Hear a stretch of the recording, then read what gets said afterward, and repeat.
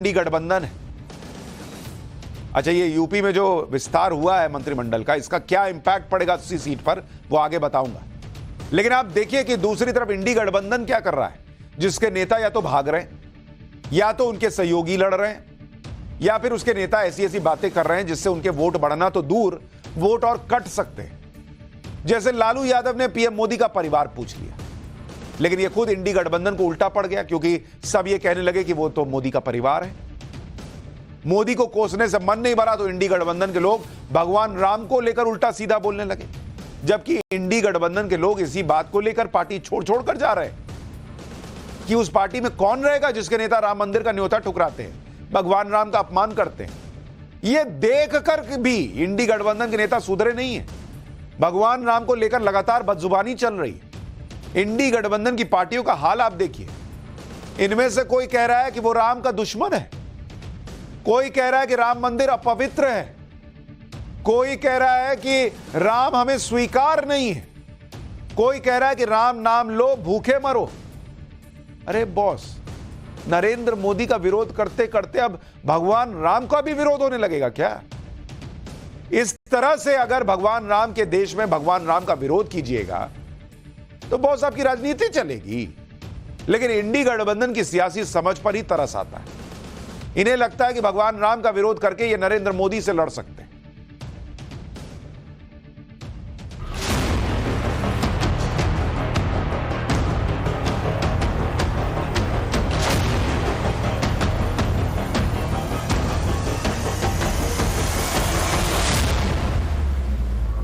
आप जाएंगे? भगवान, आपको पता है कि भगवान ने बुलाया हमें, और जब तुम्हें बुलाएंगे भगवान, हमें भी नहीं पता होगा। है जो कापुरुष है वो डरते हैं, वो मरते हैं, जो लड़ते हैं वो जिंदा रहते हैं। जय श्री राम बोलो और भूखे मर जाओ। வேணா சொல்லிப்பார், ராமனுக்கு எதிரி என்ன, ராமனுக்கு எதிரி আমি মনে করি অপবিত্র এই রাম মন্দিরেতে ভারতবর্ষের কোন হিন্দু। तुम्हारा हिंदुस्तान है ही नहीं। हमारा काम भारत माता की जय, तुम्हारा काम जय श्री राम। करते जाओ भैया, करते जाओ, जितना करना है करो, मजे लो, भूखे मर जाओगे सब।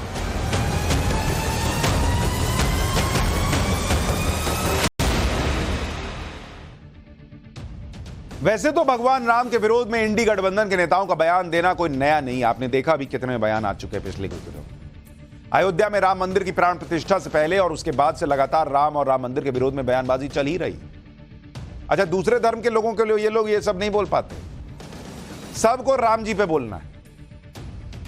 दक्षिण से लेकर पूर्व तक इंडी गठबंधन के नेता भगवान श्री राम के लिए अपमानजनक शब्दों का प्रयोग कर रहे हैं। तमिलनाडु में इंडी गठबंधन की प्रमुख सहयोगी डीएमके के नेताओं ने तो जैसे सनातन और श्री राम के खिलाफ मोर्चा खोला हुआ है। डीएमके नेता ए राजा ने भगवान राम पर ऐसा बयान दिया कि आप यकीन नहीं कर पाएंगे। ए राजा ने कहा कि उन्हें भगवान राम का दुश्मन मान सकते हैं क्योंकि वो भगवान राम को कभी स्वीकार नहीं करेंगे। सुनिए एक बार। ஆனால் நீ சொல்லுகிற கடவுள் இந்த கடவுள் என்றால், இதுதான் ஜெய் ஸ்ரீராம் என்றால், இதுதான் பாரத மாதாக்கு ஜி என்றால், அந்த ஜெய் ஸ்ரீராமனையும் பாரத மாதாவையும் ஒருபோதும் நாங்கள் ஏற்றுக்கொள்ள மாட்டோம், தமிழ்நாடு ஏற்றுக்கொள்ளாது। நீ வேணா சொல்லிப்பார், ராமனுக்கு எதிரி என்ன, ராமனுக்கு எதிரி।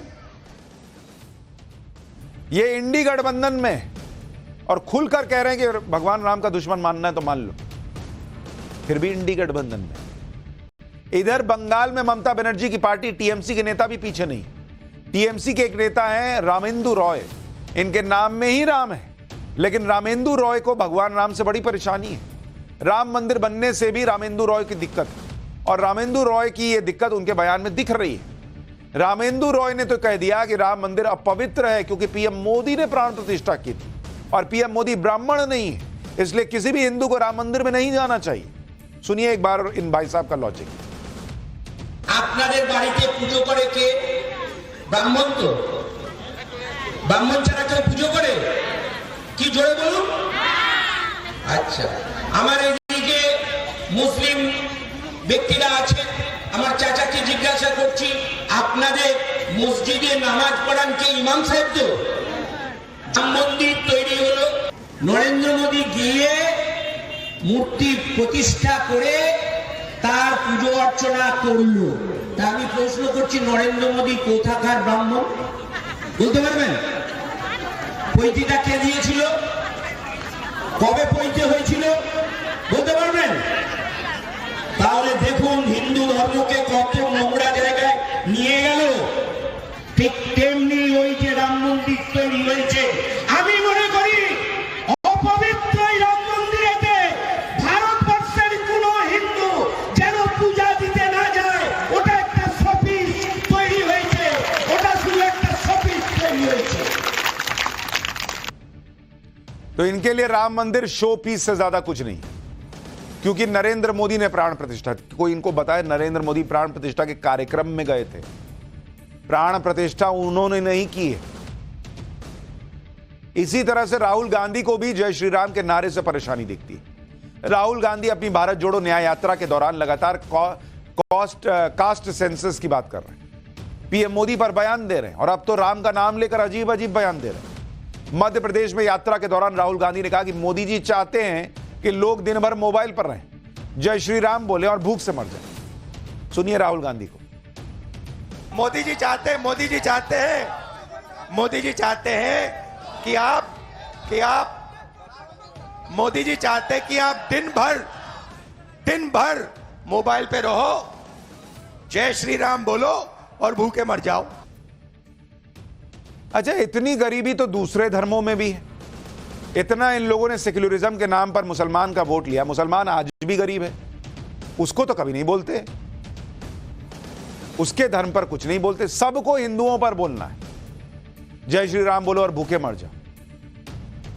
राहुल गांधी को यह नहीं दिखता कि खुद उनकी पार्टी के नेता यह कह चुके हैं कि राम नाम के खिलाफ बोलकर राजनीति नहीं हो सकती। राम मंदिर की प्राण प्रतिष्ठा में ना तो कांग्रेस गई थी, ना ही समाजवादी पार्टी, दोनों को ही न्योता मिला था।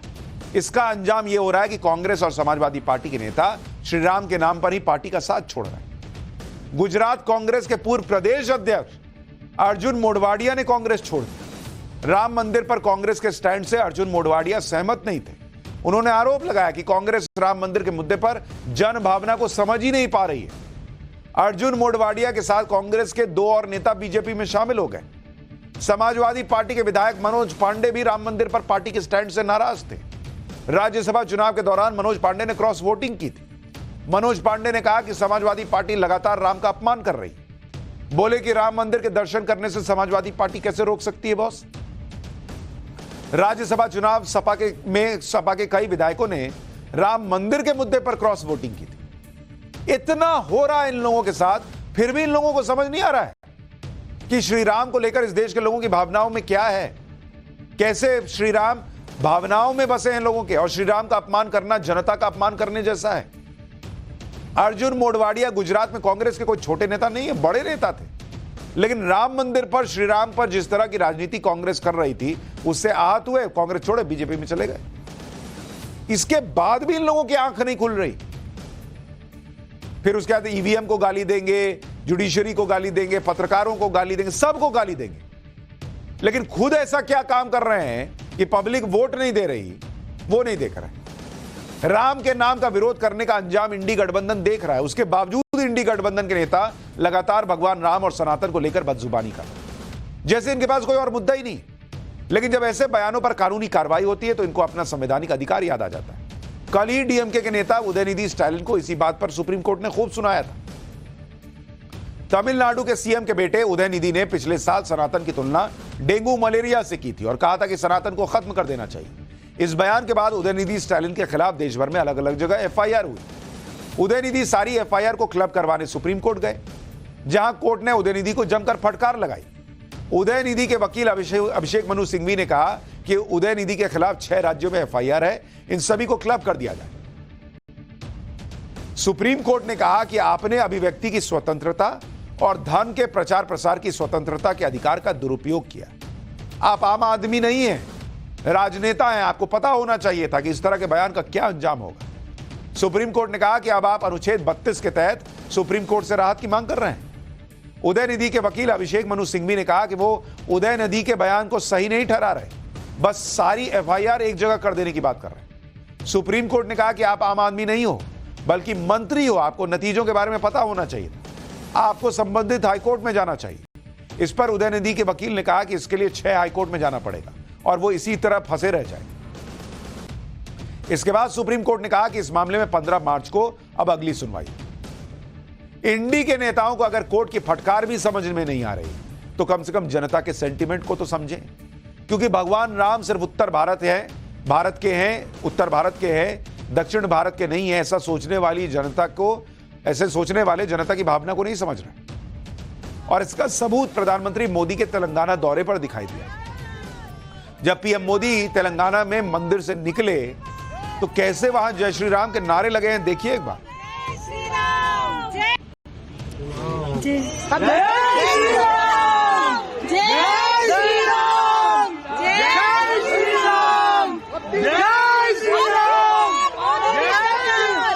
अपनी बार 400 पार, आपकी बार जय श्री राम, जय श्री राम, जय श्री राम, जय श्री राम, जय श्री राम। इंडी गठबंधन के नेताओं को तेलंगाना के मुख्यमंत्री रेवंत रेड्डी से भी सीखना चाहिए।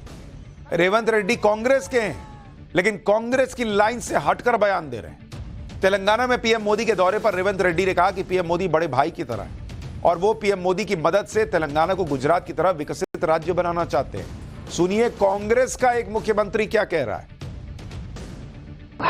हमारे हिसाब से प्रधानमंत्री का मतलब हमारे बड़े भाई के जो मदद रहे तो ही हर प्रदेश के मुख्यमंत्री उनके क्षेत्र में वो कुछ तरक्की कर सकता है, कुछ डेवलपमेंट को आगे ले सकता है। इसीलिए मेरा गुजारिश है, इस वक्त तेलंगाना अगर आगे तरक्की करना है, हम भी गुजरात जैसा हम आगे जाना है तो यहां पर आपकी मदद जरूरी है। यानी जो कांग्रेस कहती है कि नरेंद्र मोदी गुजरात में क्या ही कर दिए, देश में क्या ही कर दिए, उनके ही नेता गुजरात मॉडल की भी बात कर रहे हैं। इंडी गठबंधन में केजरीवाल भी शामिल है, जो राम मंदिर के लिए पहले न जाने क्या क्या कहा करते थे। अब केजरीवाल को शायद समझ आ रहा है कि जन भावनाओं की अनदेखी करके राजनीति नहीं कर सकते। 4 मार्च यानी कल ही केजरीवाल सरकार ने दिल्ली का बजट पेश किया। केजरीवाल सरकार के इस बार के बजट की थीम क्या थी पता है? राम राज्य। दिल्ली के वित्त मंत्री आतिशी जी ने राम के रंग में डूबी हुई दिखाई दी और बजट पेश किया। यानी बिना राम के आम आदमी पार्टी का भी काम नहीं चल रहा। आप देखिए कि आतिशी ने रामचरितमानस की चौपाई से बजट भाषण की शुरुआत की। करीब 50 बार श्री राम का नाम लिया, 23 बार राम राज्य का जिक्र किया। केजरीवाल की तुलना श्री राम से और सत्येंद्र जैन की तुलना हनुमान से कर दी इन लोगों ने। केजरीवाल समझ चुके हैं कि देश में राम लहर चल रही है और ऐसे माहौल में भगवान राम के लिए आपत्तिजनक बयान देने का क्या नुकसान हो सकता है। केजरीवाल की ही तरह कांग्रेस को भी समझ आ रहा है कि श्री राम पर आपत्तिजनक बयानों से नुकसान हो सकता है।